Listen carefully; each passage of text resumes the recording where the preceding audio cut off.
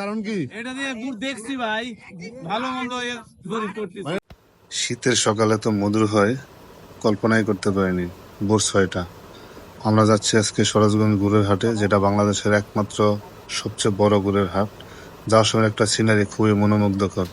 আর বেশি ভালো লাগছে এই সিনারিগুলো দেখে, যে প্রতিটা গাড়িতে যে গুড়ের হাড়ি সাজাইতেছে বাজারে নেওয়ার জন্য, আর এই ভাই সাইকেল করে খুব দ্রুত যাওয়ার চেষ্টা করতেছে। এরকম খেজুর গাছের সিনারি বহুকাল যাবত দেখি না। ফাইনালি চলে আসছি বাজারে, এসে দেখলাম যে পাইকাররা কিনে তাদের চিহ্ন দিয়ে রেখে দিচ্ছে সাজিয়ে। কি ভাই কিনলেন নাকি এগুলো?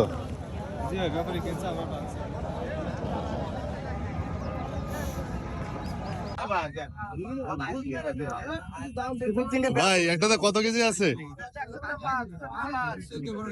14-15 কেজি। আজকে কি বাজারে কম নাকি গুড়ের দাম?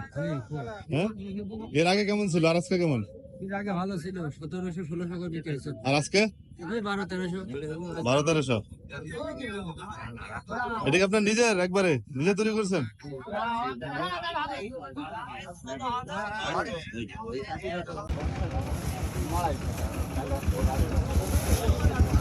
অরিজিনাল, একদম পিওর অরিজিনাল গুড়ের হাড়িগুলো এমন শক্ত করে বাদ দিয়েছে, পড়া তো দূরের কথা, নড়ানোটাই কঠিন। কাকু এটা দেওয়ার কারণ কি? এটা দিয়ে গুড় দেখছি ভাই, ভালো মন্দ মানে এটা বুঝান কিভাবে ভালো না মন্দ? এই কাটি দিলে কর কর করলে মনে করি দানা হয়ে যাবে। কি রেখে দেবো না, মানে ভালো কোনটা, দানা না যেটা ইয়া থাকে ওইটা? দানা হলে গুড় ভালো হয়। দানা হলে গুড় ভালো হয় না? দেবো পাইকাররা গুড় কিনে এখানে সাজিয়ে রাখছে, যে যার মতো চিহ্ন দিয়ে রাখছে, যাতে একজনটার একজনে না নিয়ে যায়। ঠিক এই গুড়গুলোই বাংলাদেশের বিভিন্ন প্রান্তে এই বাজার থেকে চলে যাবে আজকে বিকেলেই। ভাই এটা এরকম পাতলা কেন? এটা হচ্ছে ঝোল গুড়। এটা কি রাতের গুড় না দিনের? এটা রাতের গুড়। রাতের গুড় না?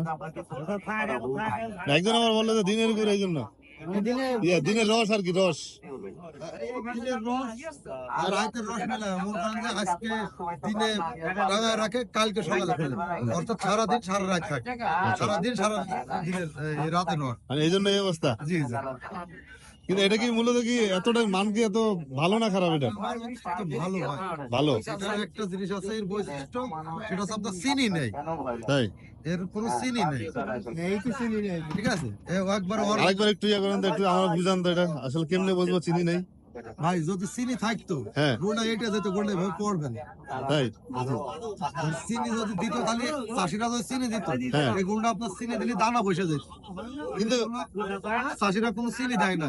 আচ্ছা, আরেকটা বিষয় দেখলাম, সেটা হচ্ছে যে আপনার এই যে আপনি সুন্দর মতো এটা পরিষ্কার করতেছেন এটার সাথে লাগাই, কারণ ম্যাক্সিমাম যারা ব্যাপারী তারা দেখলাম যে এটা ওই যে মাটি থেকে একটা পলিথিন বা একটা কাগজ উঠায় এটা মুছে আবার জিব্বায় লাগাইতেছে। ঠিক না ভাই, হ্যাঁ, ওটা যারা করে ওটা ঠিক না।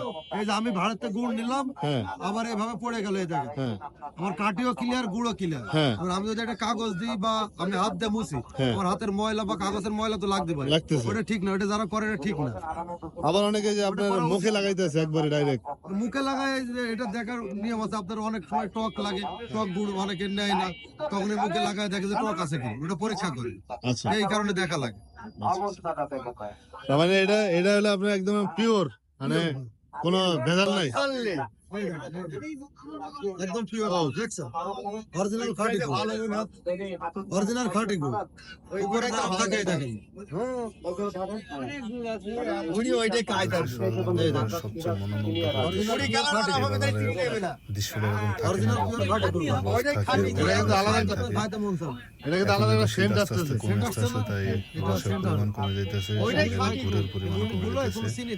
যখন এখানে ভরপুর রস থাকে, তখন এই বাজারে পাড়া দেওয়ার মতো জায়গা থাকে না। শুক্রবার হচ্ছে সোমবার, এখানে আসার পর একটু জানতে পারলাম যে ভাই আজকে আপনারা আসছেন, লোক খুবই কম।